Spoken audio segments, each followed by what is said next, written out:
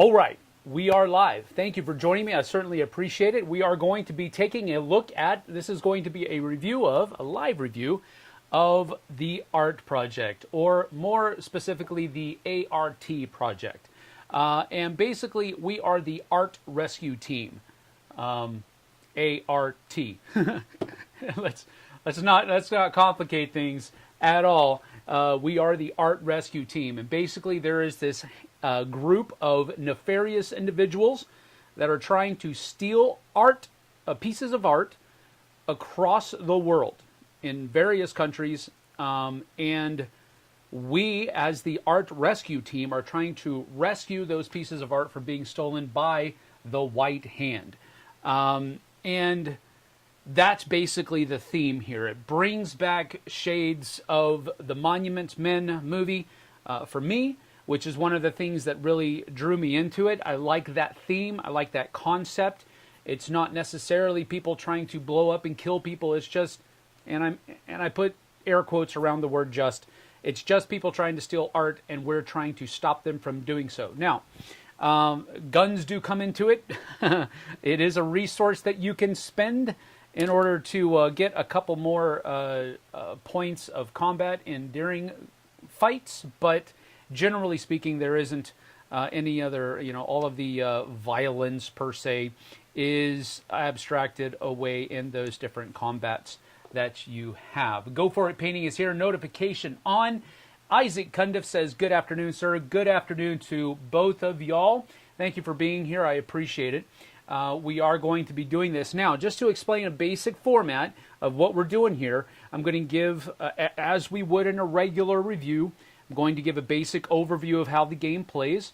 Then we will talk about various aspects of the game. I'll give my final thoughts, which include my pros and cons of the game. And then finally, I'll give the rating. And throughout all of that, if you have questions, feel free to ask away, because and either I will answer them. If it's a short answer, I'll answer those questions immediately, or I'll save them for after we've given the rating, and we can talk about those things as well afterwards. That's the whole point of the live review.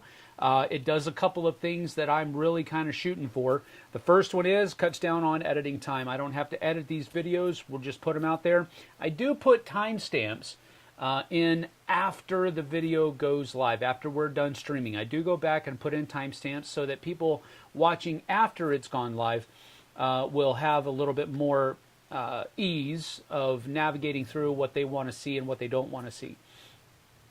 So that's the first thing, cuts down on editing time for me. Second thing, and this is really kind of the bigger thing for me, is that it promotes a sense of community during the review. Because you guys and gals, while you're watching, you can provide input, you can ask questions, and I can interact with those points of interest that you raise. So that's another thing. It feels, at least to me, less like a static just product review and more like, hey, let me show you this game and we'll talk about it. Because of course we can't play it, although I have played this game a lot. Let me get to some of the basics here. Jessie is here. Hello, Jessie. That's my wife, Jessie Healy. Hello, hello. So a couple of things here, little points of interest before we get into the overview. The designers are Florian Sirius and Benoit Turpin. Lumberjack Studios, I believe, is that. But here's the cooler point of connection. After Us, which is another game this year that has come out that I've really, really enjoyed, also has Vintage Traits artwork, the designer is also Florian Sirius over there as well. And I'm probably mispronouncing his last name. That fact is not lost upon me, but I do apologize. I don't know how to pronounce his last name. It's S-I-R-I-E-I-X. There's a lot of I's and an X in there, so I just figured I would err on the side of caution and just pronounce all of those vowels and consonants. They probably aren't pronounced that way anyway. But Benoit Turpin is also a designer of this game as well, so it is a co-design. The artist, however, I've already mentioned it, Vincent Dutrait. I just have to go ahead and say it now. He's my favorite artist. And I'm going to play another game of his tomorrow. And again, it's not his game, it's just a game that has his artwork on it tomorrow. And it is just, I'm very much looking forward to it. Going to live stream it. It's going to be a live solo play. It might be that Jesse and I just sit here and do it together because it is a solo game. You'll have to watch for it, though. I haven't actually put it out. But I've given you a couple of clues. You might be able to deduce what we're going to play tomorrow. But it is going to be a solo play, but I might have it to where Jesse and I are here, and we'll play the game together. It is a solo game, but that's something that you can do with solo games. You can just make decisions together. So that's what we're going to do. The publisher I've already mentioned, Lumberjack Studios and the OP. So that is the difference there. 1 to 6 players. And I have experienced all but 5 players in my plays of the game. And the experience is generally the same. We'll get to more of that later on. And you're looking at about 40 to 45 minutes for a playthrough. And that's about right. It might go up to an hour. It depends on how much the different players talk about what they're going to do and what card they're going to play on their turn. But generally 45 minutes to an hour is probably what you're looking at, no matter the player count. If you're the one making the decision in a solo player game, then you can probably go even as low as 30 minutes. But generally speaking, 45 to 60 minutes is what you're looking at. It is a cooperative game, in case you didn't check that already, with some dice rolling and chaining. Now, the chaining is going to happen depending on how you complete your combats. And the chaining there means that this combat can affect that combat, which could also then affect that other combat. So there is a feeling of chaining there, but I wouldn't really call this a chaining game because you're not chaining different abilities, or it's not like something like Imperial Miners where you're chaining off the cards that you've laid down in your mind. It's more like this is going to possibly make this more difficult. This is going to possibly make this more difficult. So you might want to change how you do some of those things, but we'll get to that more later. Multi-use cards, which is a cool thing for this. There are scenarios in the game. Basically, the game comes with 1, 2, and then I'm using a third one down here, 3 double-sided mats, and each of those different sides presents a different mission or a different scenario feel. So that's where the scenarios come into it. And then there is also set collection, where you're in the clues and how you're collecting clues and where the new pieces of art that are possibly going to try to be stolen are going to pop up. So that's what all of the different mechanisms are. Let's go ahead and get to how you play the game with a little bit of instruction for setup as well. So as we get down to the second angle of the board here, you are going to see a 6-player game set up for you. All 6 of your pawns go in this middle city with the red flag in it.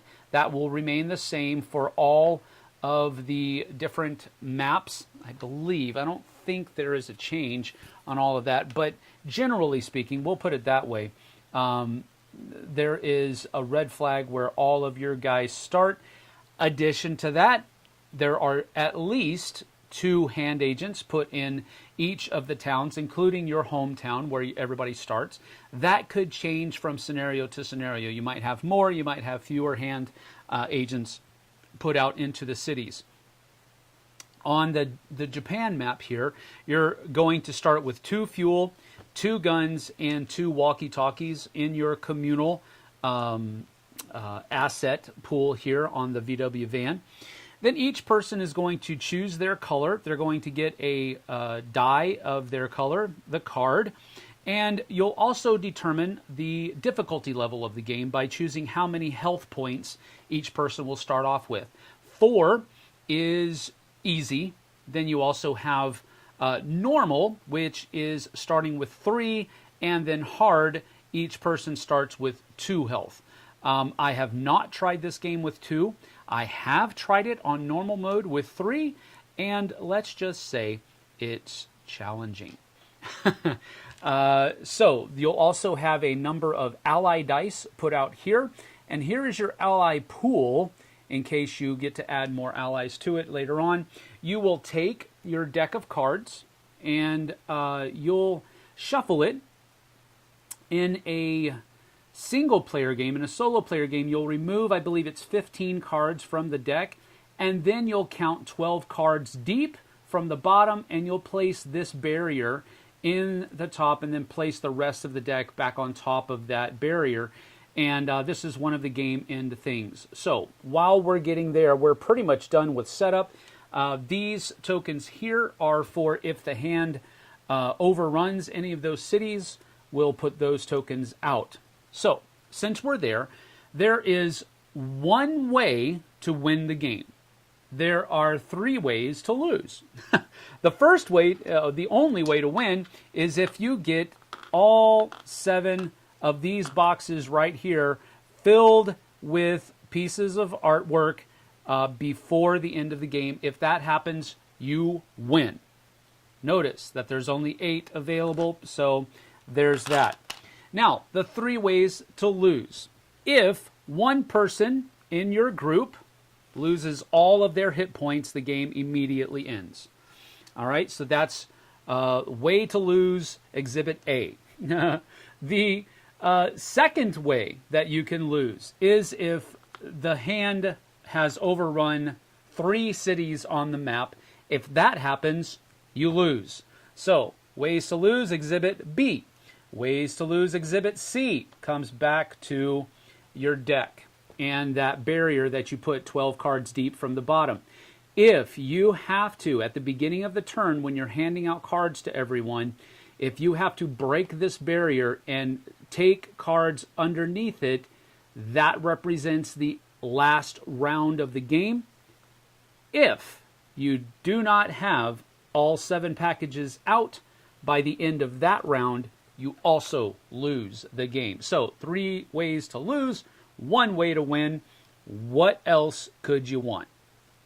So that's basically set up. That's how everything has done. The game will be played in a number of rounds, and those rounds have no less than 4 phases. The first phase is the mission phase, and we're pretty much already set up in the mission phase right now. What happens during the mission phase is each player is given 2 cards from the draw pile. Then they are able to look at those cards, and I'll use my other angle over here so that you guys can get a better view of the cards. Let me move this real quick.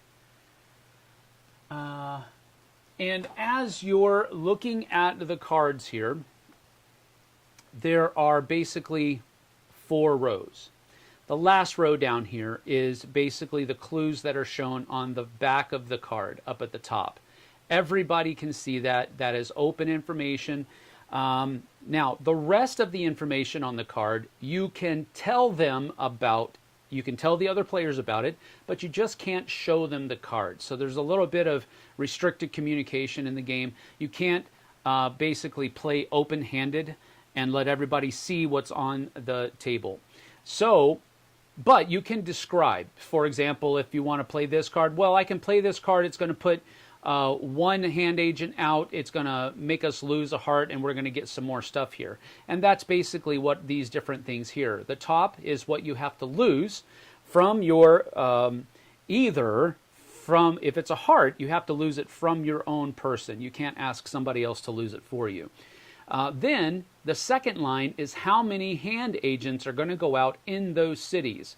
So this one will put 2 hand agents in this city over here, which you can't see because that's off this angle. Or you're going to put 1 agent over here, which is also on. You're going to put 1 agent in that city, or you're going to put 2 agents in that city. It is also possible for you to have, let's see. Let me see if I can get this here. You do have some that will put 1 in one city and 1 in another, but you basically have to put out this many. You can see how some of them you don't even have to put out any of them, and so forth and so on. And then finally, the last, or rather the third row, because I've already gone over at the bottom, the third row gives you things that are going to come into your pool of your communal pool of resources that everybody can draw from. So things you lose, agents that you have to put out, and things that you get. All right. So everybody will have to talk about what card they're going to play, and you also have to determine what order each player is going to play them in. You can play them in any order. It's not you start with this person, go clockwise or counterclockwise. You can determine whatever order that you want to play these cards in, and then you are gone. So, for example, a couple of things here, and we'll go back to the other angle so that we can see everything that's going on. And so, basically, if you have to lose resources, fuel, guns, or walkie-talkies, then you'll simply have to lose them from this pool. If you have to lose something, like for example, if there are no fuel here and your card calls for losing fuel, then you must lose health in lieu of that fuel that you can't lose.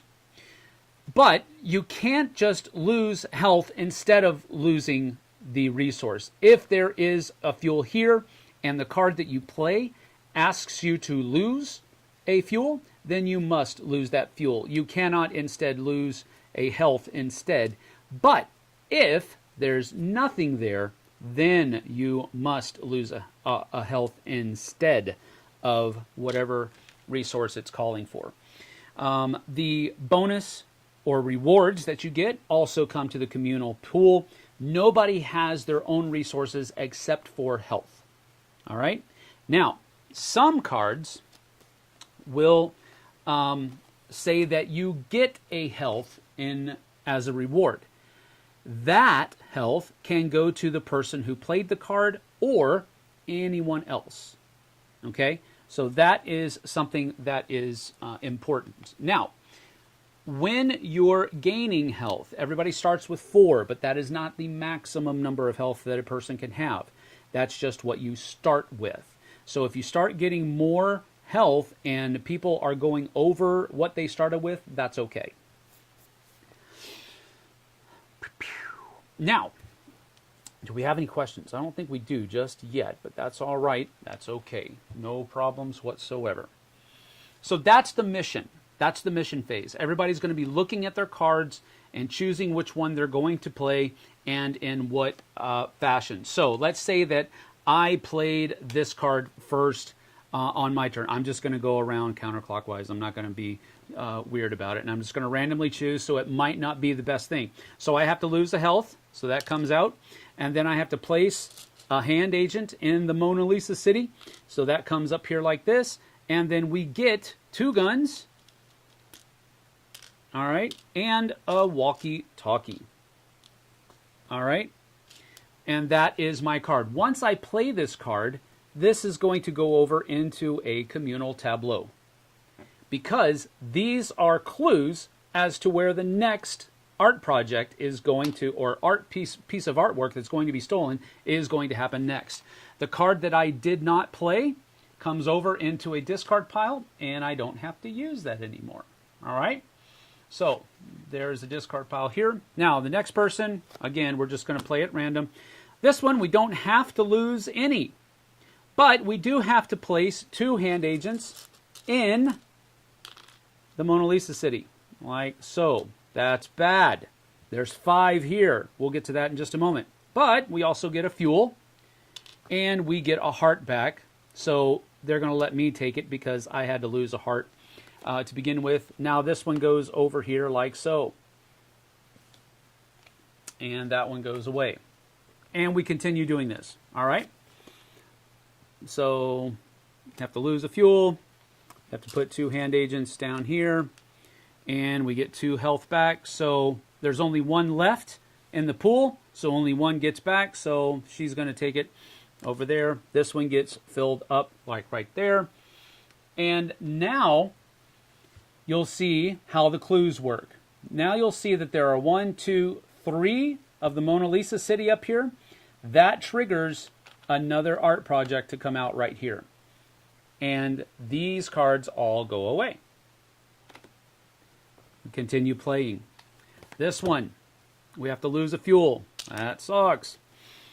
We have to, oh man. You know what? That's really dumb. We would not have done that. We will play this. This makes us lose 2, it places 2 things, 2 hand agents down here, and we get 2 fuel back, which is also important. So this one gets played, that goes there. This comes to the discard pile. Again, okay, yeah, that'll work. We'll play that one, and that one doesn't make us lose anything. Place 2 hand agents down here, and we get a fuel and a walkie-talkie. And this one comes away as well. And then finally, the last person has played theirs. Oh dear, oh dear. Not bad. We'll go ahead. Nope. We'll go this. We're not going to put more into the Mona Lisa City. It's already bad enough. So here we have to lose a fuel. We have to put 2 people out into this city down here. Wow, there's a lot of hand agents out there. Goodness gracious. We get a health back. There are no health, so we don't get that back. We do get a walkie-talkie, and we do get another gun. All right, and then this one is placed over here like this. And you'll see that we have 2 books, 2 film strips, and 2 busts here. So if one more of any of those 3 was played, it would trigger another package to come out. So there you have it. Now that the mission phase is done, the movement phase happens. And this is where we have to determine if we're going to stay here or who and where they're going to move. Who's going to move and where. So we have 4 fuel available here, and 1 fuel can be used to move 1 person to 1 city. So this means that 4 people can move to 1 city. We have a lot of hand up here, and we have our first art piece up here that we need to go save. So we would probably determine that 4 of us are going to move up here to fight those hand agents and hopefully win that piece of art and save it. So we would use all 4 of our fuel to do that.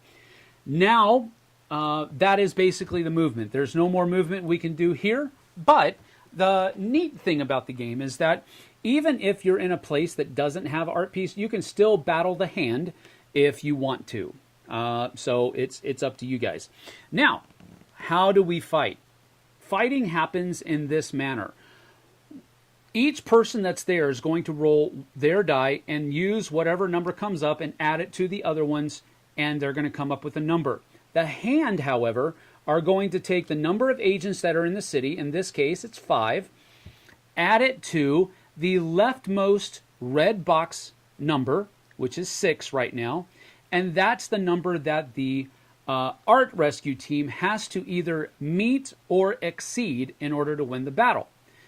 So you have 5 plus 6, 11. So the 4 of us have to roll an 11 or higher. So we roll our dice. We have 5, 6, 7, 8, 9, 10, 11.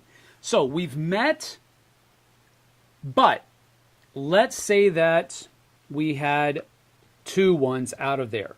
A couple of different things are available to us. What we could do is we could discard cards in our communal clue tableau here, and the number of icons that are on the card equal a number of rerolls that we can do. So if we wanted to, we could discard this card and re-roll both of those ones, and hopefully now we have 11. Another thing that we could do, if we wanted to, is we had 5, 6, 7, 8, 9, 10, 11. All right? So, 10. Sorry. 5, 6, 7, 8, 9, 10. We need 11. We can discard a gun for +2, which means that we have 12. We're now beating them. That's done. Okay?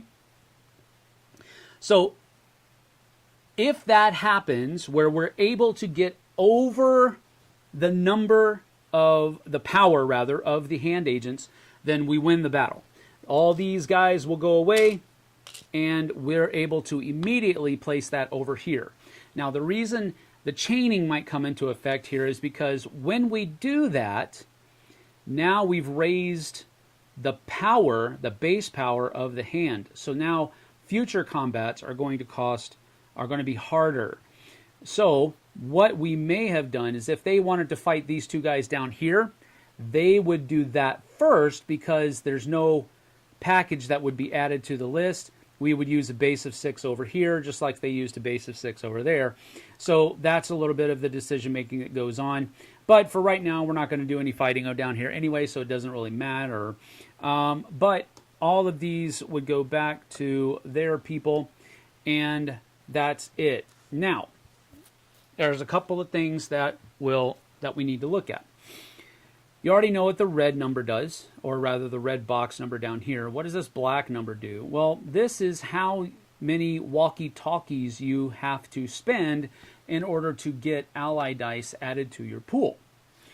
Ally dice are really cool because they stay for the rest of the game. And every time you fight, you get to roll an extra die, or you get to roll a number of extra dice equal to how many are here. So that's a really powerful thing over the course of the game, but it's really expensive up at the beginning. But as you're getting better at defeating the hand, you are drawing, or it's easier rather to draw allies to your cause because the number keeps going down. Now, we couldn't have afforded to buy one because we only have 3 walkie-talkies, but in between the mission and the movement phase, or in between the movement and the fight phase, in between those 3 phases, you can choose to spend walkie-talkies to add ally dice to your pool that you'll be able to use in fights. Now, when you go into a fight, one of you has to declare who the leader is. The leader is going to be the one that has to lose 1 health if you lose the fight. All right? Now, at the end of the round, if any city has, let's just say that we had this over here. If any city has 5 or more hand agents at the end of a round, then that city is overrun by the hand, and you can neither go there or move through there any longer. So in this situation, for these people to get down here, it wouldn't be 1, 2. It would actually be 1, 2, 3, 4, because they can't go this way any longer. And again, once you get 3 of these out on the board, you're toast. You're done. You've lost. So that's what happens at the end of a round. If you ever find yourself in a situation where there are no hand agents in the city, but there is a package, you can, at the end of the fight phase, I believe it is, simply claim it. You don't have to fight for it or anything like that. So that's a cool thing as well. But what you're basically trying to do at that point is you're simply trying to use your cards to organize things in such a way that will get you your 7 packages. And of course, over the course of the rounds, you're going to have to get more ally dice because pretty soon you're getting pretty high for the amount of base power that the hand has.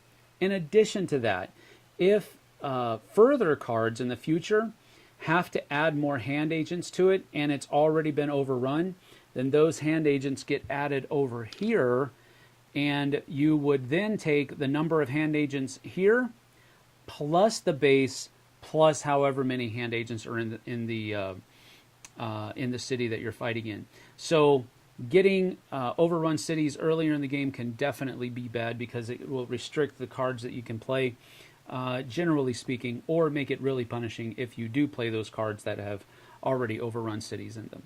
But that's generally how you play the game. Again, you win by getting all 7 packages out. You lose by having 3 overrun cities, having the deck run out, breaking that barrier, or one of you losing all of your health. And that's how you play the art project. So that is the general idea of what we're talking about there. And we are, let's see, where are we at? We are, what, about, I can't tell. Where is it? 30 minutes. That's not bad. Not bad. Not bad at all. So what we're going to do now is we're going to move into my final thoughts phase. This is where I basically just explain my thoughts on the game and what I think of it. There are a couple other things we're going to show, but generally speaking, we're going to go ahead and just take a look. So first of all, my my initial response to the game was incredibly positive. I really enjoyed solo mode. I really enjoyed how solo mode does not change the experience of the game with multiplayer modes.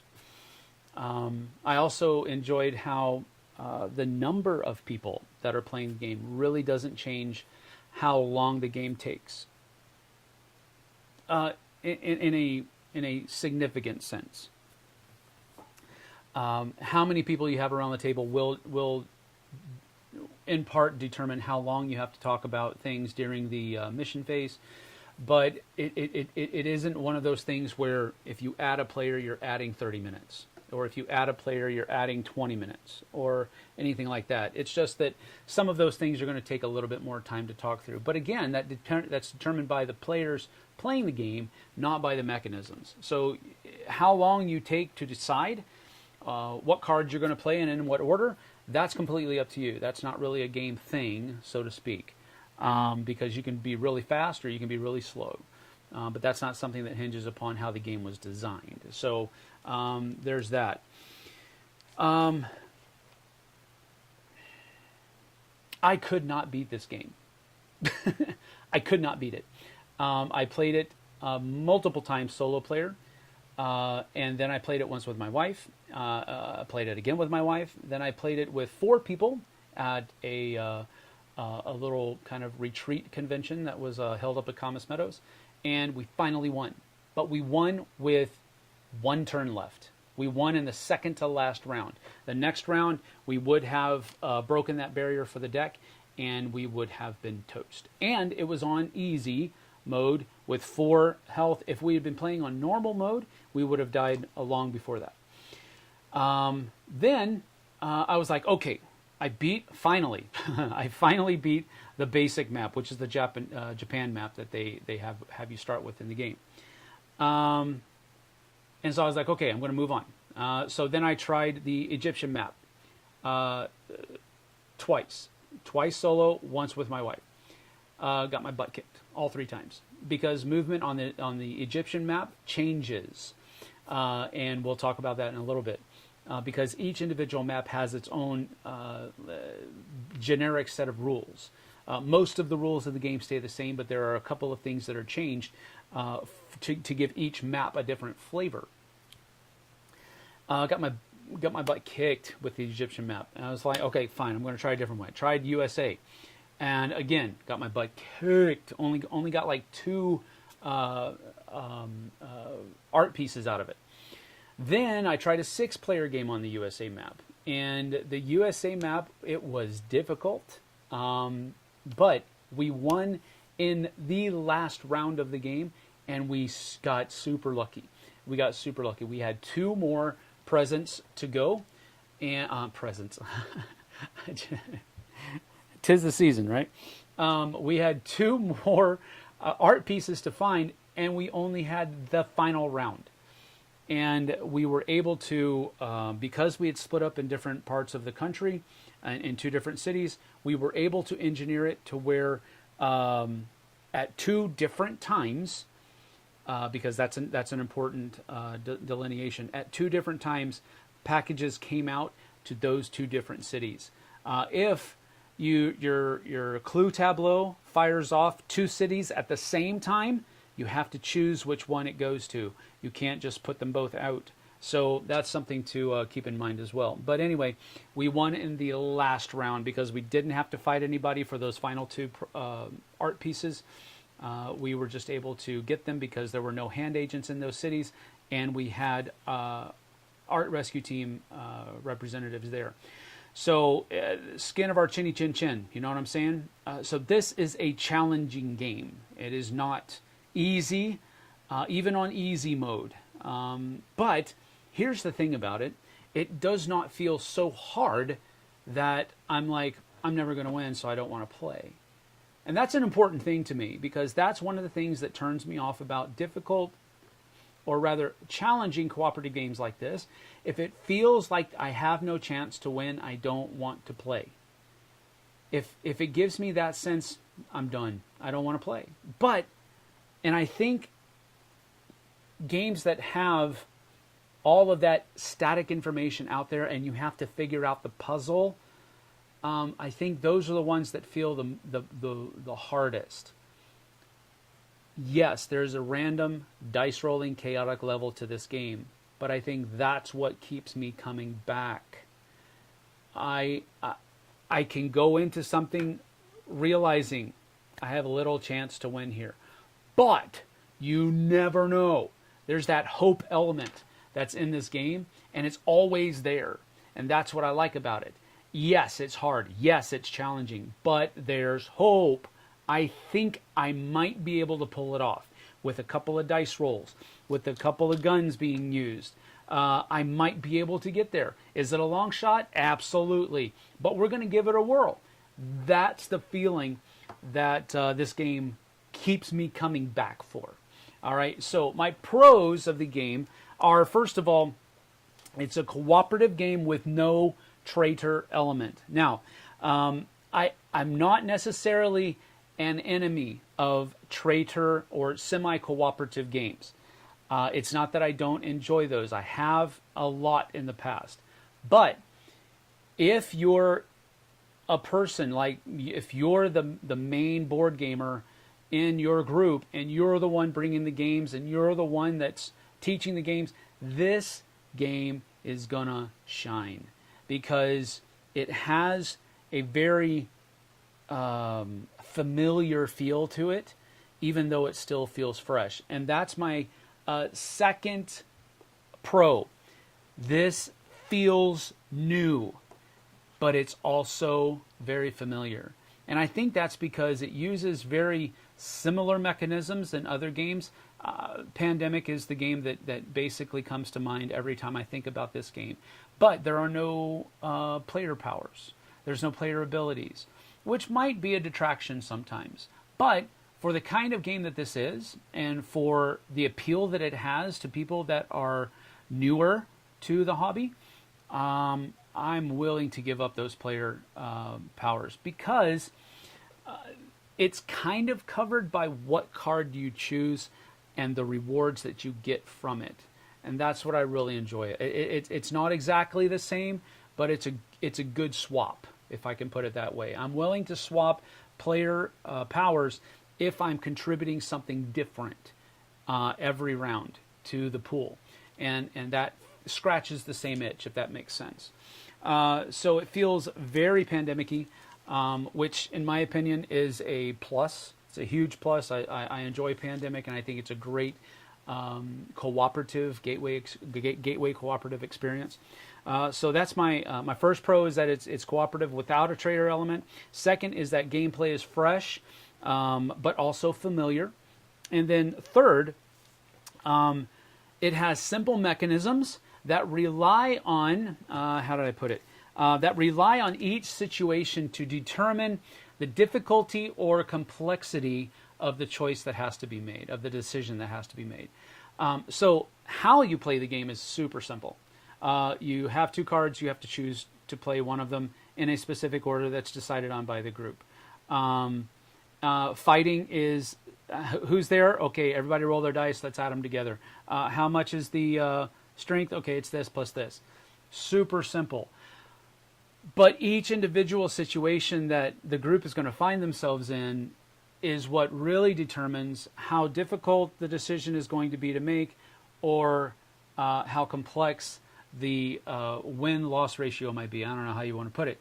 And I really enjoy that. I really enjoy it when games give you a very simple framework that you can play around in and have a lot of fun without really thinking about the mechanisms involved. I love it when games do that. And this is one that does it very well. My fourth Pro is kind of basic, and that is it has an interesting theme that really hasn't been overdone. And I'm not going to get on a hype train about what has been and what hasn't been overdone. It's just that the theme, like I said earlier on in the video, the theme really has overtones of the Monuments Men movie, and it's one of my favorite movies about history, things that actually happened in history. They used that and kind of rebaked it a little bit, put it back in the microwave, and I love it. I love it. I love the theme, and then on top of that, the artwork. It's Vincent Dutrait. I'm not going to kick a horse here multiple times. The horse is not dead, but that's a bad analogy. But anyway, I'm not going to harp too much on this, but it has beautiful artwork, and I've always said games that look better are more fun to play. Period. Hard stop. End of discussion. That's just the way I feel. And I think my experiences, and while anecdotal, bear that out. People see good artwork, they have more fun, they have more enjoyment of the game. But that's not it. The iconography is all intuitive. I don't have to consistently be looking at an icon reference sheet to remember what everything is. It's super simple. And I love it when artwork and graphic design, iconography, all just kind of meld in together. So that's why it's a pro. All right. So cooperative without a trader element. Gameplay is fresh, but yet still familiar. Simple mechanisms that rely on the situational parts of the game for its complexity or hard decision making. A very interesting theme and a beautiful artwork with great graphic design choices. Now, cons. I have one con and only one con, and that is the restrictive communication that's in the game. It's cumbersome at best. Now, I understand. I think I understand why it's there. I think it was a design choice so that with everybody playing with their hand open, the alpha player cannot go, okay, we need to use that first, this and this and this and this and this and this, and that's the best way to do it. It's a mechanism that's put there in order to keep the alpha players at bay, and I get it, and I appreciate it. But for me, let me say this: I am glad that they took the time to come up with something in order to keep the alpha players at bay. But again, alpha players are not, in my opinion, a game problem. They are a player problem. So I kind of have to shrug my shoulders and wince a little bit when a game feels like it has to do something to keep alpha players at bay. Because I think it's a player problem, not a game design problem. So people just need to not have the desire to tell other people what they should do on their turn. Let people make their own decisions. Give them choices, absolutely. Help, absolutely. But don't make them feel stupid if they don't agree with what you want to do, even if it might be the best. So that's what I have to say about that. It is a con because I don't like the fact that the restrictive communication is there. I'm not a fan of it, especially when it doesn't really make sense. This is a modern era game, so it's not like we wouldn't be able to tell everybody exactly what we have. And there's no real game element that says that you can't do that. So why can't we? It's to keep the alpha players at bay. So it's a con, but again, I understand why they did it. I just wish they didn't have to. I wish people would be more cooperative in a cooperative game. So that is my pros and cons. There were no less than 5 pros, only one con. I wonder what my rating's going to be. Here you go. 2 thumbs, way up. I love playing this game, and I love playing it solo as well because I can pull out a game in about 30 minutes, and I can try these different maps. Now, I've waited about a week longer than I planned to do this review, so I could try to get as many maps played. I still haven't played 3 of them, but each one has interesting rules, and I'll go and show that real quick so that you guys can at least see the other maps that we're talking about here. So if I go to this angle here, and this is the archipelago, and this is going to be where, as you can possibly notice, there are 2 of each city in here. And when a hand agent has to go into one of them, they actually get put in both of them. So that's another thing. Another twist about this is that you can go anywhere on the map that you want to. There's no connections between. You still have to use fuel to move, but there's no connections between, so it's not like you have to go here and then here and then here. You can go from here to here for one fuel.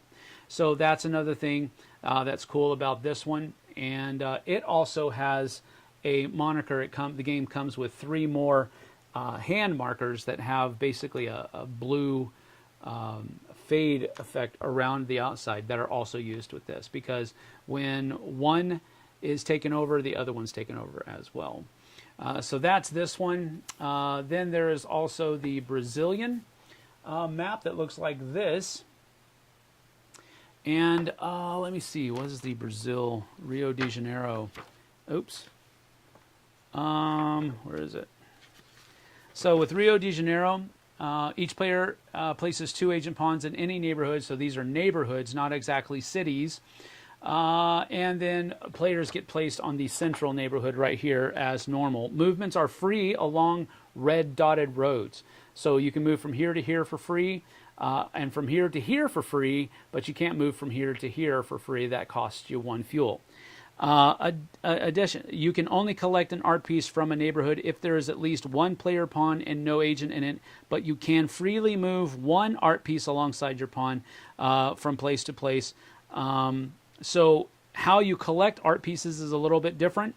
And if the starting area has 5 or more agents at the end of a round, you place a lost city marker on it, as with the other neighborhoods.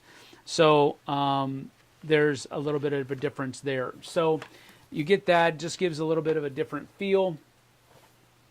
The American map here has a couple of cool things in it. First of all, if somebody ends their turn in Dallas, then the group will get a free handgun added to the pool, and that's generally the only difference for this map, which is pretty cool. I like it. The Sweden-Norway map here, the Scandinavian countries map.